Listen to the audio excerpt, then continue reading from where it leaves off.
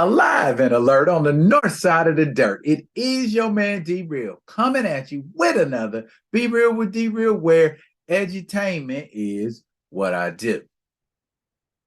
Y'all be hating. Y'all be hating. They lost. Okay.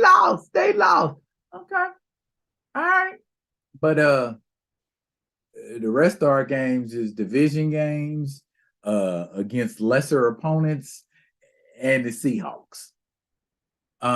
So we'll see what happens. I'm gonna go ahead and take my drip off because the Kansas City Chiefs is not who I want to talk about today. But I do want to talk about somebody who's involved in football, and that would be one Deion Sanders, aka Prime Time, aka Coach Prime. Now he's had the internet blowing up like a nuclear bomb all weekend long about his decision to leave Jackson State and go to Colorado U. Oh, we're going to talk about this. We're going to break it down. We're going to break it down to the very last compound. But before we do that, I need y'all who rock with me, those who are vibing with me, those who got positive love and energy. I need y'all to do what y'all always do for me. Comment, like, subscribe, and share the Be Real with D Real page so that when new material comes out, you get it. If you're digging what a brother's shoveling, that's a shoveling motion. Put some dirt in my bucket. Comment, like, subscribe, and share the Be Real with D Real page. Now, let's hear what's being said and what the crux of this conversation / beef, whatever's all about. So we're gonna tap into a couple different articles, and then I'm gonna come back and I'm gonna give y'all the cap, the icing on the cake, as it were. This seems to be a lot of what everybody's concerned about. The money, or this is one of the things that people are concerned about, is the money.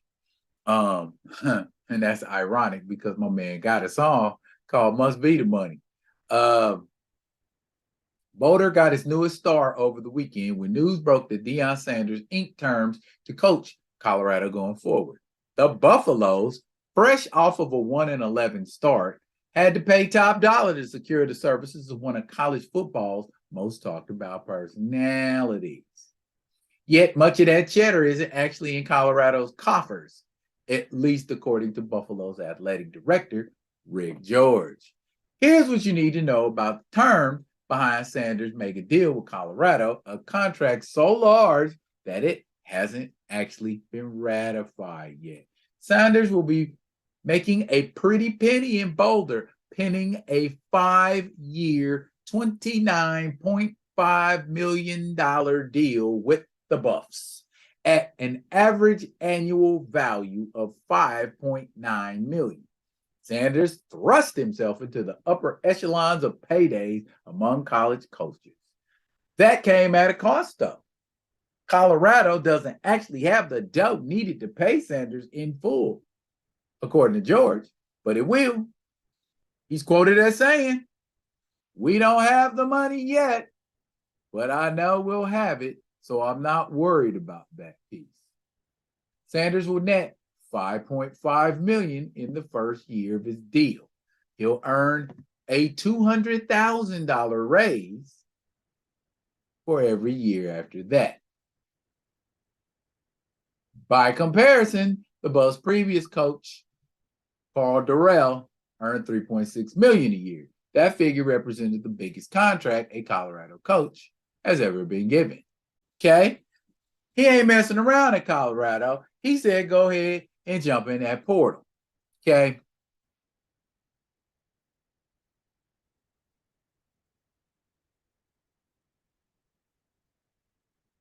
Deion Sanders kicked off his tenure as head coach of the Colorado Buffaloes by essentially pointing players to the exit door. When speaking to players over the weekend, Sanders expressed the changes he would bring to the program, which recently wrapped a 1-11 season. You know what? Let's let Coach Prime tell you. We got a few positions already taken care of because I'm bringing my luggage with me. And it's Louis. I'm coming. It ain't gonna be no more of the mess that these wonderful fans, the student body, and some of your parents have put up with for probably 2 decades now. I'm coming. And when I get here, it's gonna be changed. So I want y'all to get ready to go ahead and jump in that portal and do whatever you're gonna get. Because the more you jump in, the more room you make. Because we bring kids that are smart, say that, smart, tough. Oh my, they bringing smart, tough kids. So basically, they telling folks that's there now, you 1-11 jokers, y'all can go ahead and bounce because I'm bringing my sons, and I'm probably gonna bring some more people. So we gonna have it on lock. What has Deion done for Jackson State? They had a 11-1 record the previous year, and they went 12-0 this year, and they are playing in their championship game. I believe Prime did what he said he was going to do when he came to Jackson State, and that was to bring winning ways to him.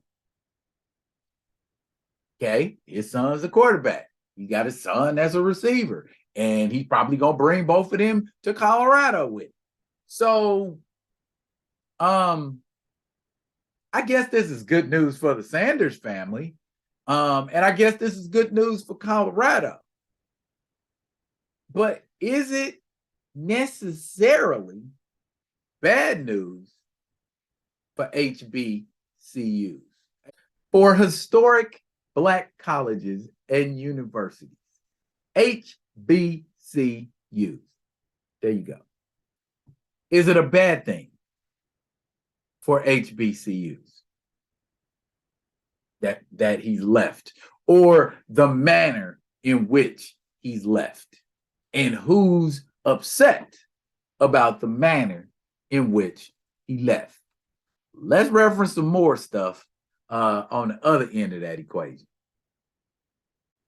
Okay, this here is an op-ed piece from Black America Web, and you can look at the title there. Like I said, it's an op-ed piece, so it's not, it has facts in it, but it's got a lot of somebody's opinion in it too. So bear that in mind moving forward. Deion Sanders was never the savior for HBCUs. What HBCUs need now is what they've always thrived on: unity, camaraderie, and a collective power that is rivaled by none. Very inspiring words.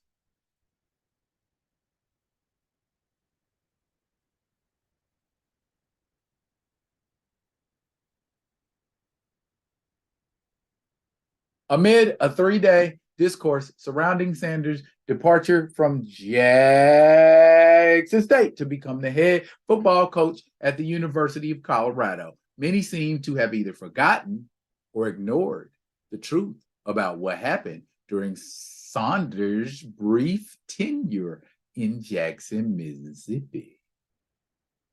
Sanders' impacted on HBCUs, HBCU athletics, and HBCU culture was undeniable, and that deserves to be respected. He fought to provide new resources to his players at Jackson State, which included personal sacrifices like donating half his salary to that cause. His personality, bravado, and ability to win also brought extensive exposure to Jackson State and HBCUs across the country. Many major media outlets started creating HBCU verticals during Sanders' time at Jackson State, and networks like ESPN even sent College Game Day their flagship college football show, to cover a couple of HBCU games during Sanders' tenure, including a game in Jackson this year against Southern University. The increased attention from Sanders' celebrity certainly helped. SWAC Commissioner Charles McClellan has even been on record saying that both revenue and sponsorships have increased for the SWAC since Sanders took over Jackson State. However, let's be very clear about what Sanders' role actually was. He was a catalyst to an already progressing movement of HBCU visibility, both on and off of the playing surface. Institutions had already started to gain more exposure and attention from mainstream audiences before Sanders announced his intentions to go to Jackson State in September of 2020. The Celebration Bowl, also known as the HBCU National Championship Game, has been garnering millions of viewers on ABC every December since 2015. Enrollment at these institutions has shown upticks in growth since 2017, and some schools have even seen a 30% rise in applications from 2018 to 2021, during a time when the country's overall undergraduate enrollment has declined. Corporate partners also have not been shy about spending money and creating relationships with these institutions because they understand the importance of the Black dollar. Thank God somebody does. In addition to the talent source that the HBCU community provides. What many rarely talk about in conversations about Sanders is HBCUs and HBCUs, is that Sanders' brand benefited from HBCU culture just as much, if not more, than HBCU culture benefited from Sanders. Sanders' arrival at Jackson State was the perfect storm because it infused a personality like Sanders with a rich culture of tradition, pride, swag, and historical relevance. He was supported by more than just the fans in Jackson, Mississippi. He had a powerful global network of HBCU alumni and supporters that were rooting for his success because they wanted to see a movement take place. Sanders' rise in college athletics would not have nearly become the same spectacle if he coached at a smaller PWI. White institution. The fact of the matter is HBCU culture and the HBCU community helped make Sanders coach prime. This is one of the reasons why the move to Colorado was questioned by so many, not necessarily because he decided to leave Jackson State, but because he decided to leave a place that had become so special for what seemed like very low-hanging fruit. It was a shot to the heart for many in the HBCU community. There are certainly nuances at play in that decision for Sanders, even outside of the $5.9 million annual salary that Colorado will be paying him, which will be a significant increase from his reported $300K annual salary at Jackson State. However, the level of prominence that Sanders will need to take Colorado to achieve the same level of national impact that he would have had at Jackson State seems like a raw deal in my book, especially when a few more years of dominance at Jackson State could have easily gotten him a better gig. But I'm not Sanders. And it's clear that rightly or wrongly, he wanted an opportunity to coach at a Power 5 level above all else. And I'm not necessarily here to vilify Sanders for his decision. We all make choices based on the desires and motives we hold internally. Facts. But I am here to put him into perspective. Sanders was a catalyst for something that was, is, and always will be something bigger than himself or any one person. His contributions to the HBCU community and HBCU culture are just that, his contributions. But Sanders himself holds no overarching power at HBCUs, their sports, or their culture. HBCUs and their communities will prosper with or without Sanders because we understand that this is bigger than all of us as individuals. Now, here's what I want to say about that. We always take our Black role models, our Black figures, and we elevate them to a status that is beyond anything mortal. You know what I mean? It's like, okay, Coach Prime is the truth. Coach Prime is going to change HBCUs. And I know when he got to Jackson State in 2020, that was kind of a speech that he gave. He was going to change things. He was going to build. And I think people took that as he's going to be here. Why? He's going to change the face of Jackson State football. Okay. And indeed, he did change it because the Tigers are a super winning squad now. Undefeated season. Now, if I were Coach Prime, would I have left in the prime of my season? He was getting $300K a year. His net worth is like 40, 50 million. So he didn't necessarily need to do it for the money. Wink, wink. He did it. Maybe he did do it for himself. And I'm looking at, how Prime has moved in the NFL, right? He went from the Atlanta Falcons in a short period of time to the San Francisco 49ers in a short period of time, then to the Dallas Cowboys in a short period of time. So if we're gleaning it from his football career, Coach Prime is definitely an opportunist if we're looking at it based on how he moved in the NFL. Had a broadcasting gig, you know what I'm saying? NFL Game Day, you know what I mean? It's not like it was about the money for him. I mean, 30 million is almost over a third of his net worth. But tell me, in that same situation, you wouldn't have took the money too? They're giving you the opportunity to write your own ticket.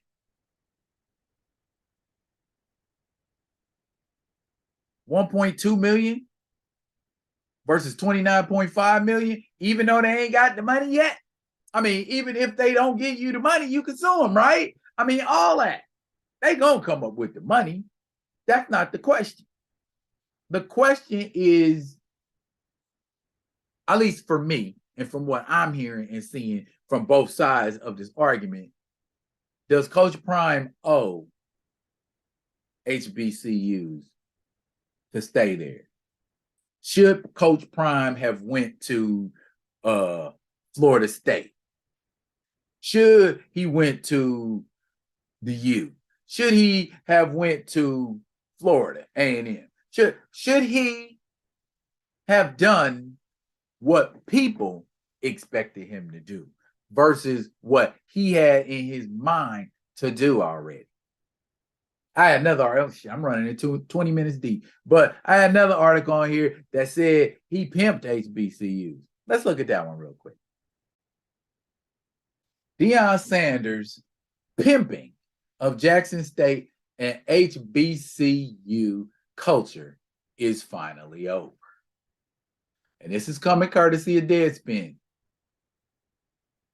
It's a sports page. So we talking sports. This ain't, nobody with no agenda other than looking at sports. What started with a lavish indoor pep rally during the height of the pandemic, putting the health of students and school employees at risk, stop it. Ended with a cowardice move to dodge reporters as the head coach of a 12-0 football team that just won his second straight Southwestern Athletic Conference championship was able to sidestep his media obligations after a season in which he always had one foot out the door. Deion Sanders is done with historically Black colleges and universities, Black colleges and universities, as Coach Prime has chosen to leave the undefeated Black school for a major payday with a predominantly white institution, PWI, that has a football team that just went 1-11. Sanders is leaving JSU after 3 seasons for Colorado and is scheduled to take part in a press conference on Sunday in Boulder. He couldn't wait to get out of the state of Mississippi as he hopped on a plane Saturday night headed to Colorado after breaking the news to his team. And here we got somebody on Twitter saying, if the destination was Florida State or another top echelon team, I'd get it. But Colorado? That cheapens what Deion Sanders built at Jackson State and sends a message that a bad football program at a white college is better than the best HBCU. This ain't it, Prime. So where are we at with it? Where does derail stand? On many occasions, I've had people tell me, or I've had to tell people, stop counting my M or F and money. Why are you counting my money? It ain't about the money. Okay, you wanted me to build something. I built something. Maybe I didn't build it for the time of period y'all wanted me to build it for, because you just read in that article, people joining athletic programs at HBCUs is up. Enrollment at HBCUs is up. Okay? His name is Deion Sanders. Not Malcolm X, not Martin Luther King, not Marcus Garvey. It is not his responsibility to uplift the entire Black race through athletics. Now, the issue I had with it was you come and you talk all this good talk and pump everybody up, and you got one more year left on your contract, and you decide to leave. If you feel like you did what you were supposed to do, you shouldn't be beholden or obligated to anybody or anything anybody says, right? Because you did improve that program. You did bring more interest to HBCUs. Arguably, you could bring much more attention to HBCUs if you had stayed there. I'm not going to argue that. But there are a lot of people who feel let down. There are a lot of people who feel disappointed. There are a lot of people who feel pimped. Should Coach Prime address that? Is that something that Coach Prime should be addressing? Think about it. You know, is it his responsibility to motivate other people? Or should what Deion have done motivated other people to do the same thing? That's what we're supposed to do. If we talk about standing in unity, if we talk about standing in solidarity, if I got your back, then you best have mine. But I understand people saying he betrayed us. He ran out on us. If he was going to run off, why didn't he run off to another HBCU? Why he have to run off to a PWI? That one there, you got to take up with Coach Prime. Okay? I'm not Coach Prime. I can't speak for Coach Prime, but I can tell you how I feel about what Coach Prime did. Should he be chasing the bags, or should he be building a legacy? And did he not lay the foundation? How hard is it for somebody else to come in there and continue the work that Coach Prime did? I mean, if we want to cancel Coach Prime, if we want to say F Coach Prime, fine. But his impact on Jackson State and on HBCUs in general is undeniable. We can call him a sellout, but he did make that program better, did he not? You lost one game the previous year, and you went undefeated this year. Damn, y'all. What else he got to do? Stay for like another 7, 8 years? I get it. But if he doesn't, why are we shocked? Because that's how he moved in the NFL. I'm going to do what I need to do. I might get a championship, maybe 2. After that, deuces. Why are we shocked? That's how the brother moves. That's how he's always moved. Ain't nothing he done or didn't do change, in my opinion. He was bouncing from team to team in the NFL. What y'all want? What y'all want? Tell me what y'all want or what y'all think or how y'all feel about this situation right here in the comments.